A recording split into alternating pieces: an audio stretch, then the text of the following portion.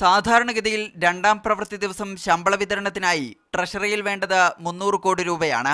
Pension വിതരണത്തിനുള്ള 150 കോടി രൂപയടക്കം 450 കോടി രൂപ വേണം. പിൻവലിക്കാൻ 24,000 രൂപയുടെ പരിധിയുള്ളതിനാൽ 127 കോടി രൂപയാണ് റിസർവ് ബാങ്കിനോട് ആവശ്യപ്പെട്ടിരുന്നത്.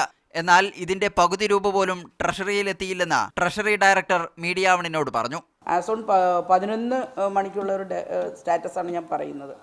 അപ്പം 127 കോടി ആവശ്യപ്പെട്ടിട്ട് 57 കോടിയെ കിട്ടിയിട്ടുള്ളൂ ഇതുവരെയും. 11 മണിയുടെ എല്ലാവരും ബാങ്കിൽ വെയിറ്റ് ചെയ്യുകയാണ്, കിട്ടുമോ എന്ന് പ്രതീക്ഷിക്കുന്നു. ഇതുവരെ കിട്ടിയിട്ടില്ല. 1 കോടി ചോദിക്കുമ്പോഴും 25 ലക്ഷമാണ് കിട്ടുന്നത്. ഇന്നലെ 12 ട്രഷറികളിൽ തീരെ പണമെത്തിയിരുന്നില്ല.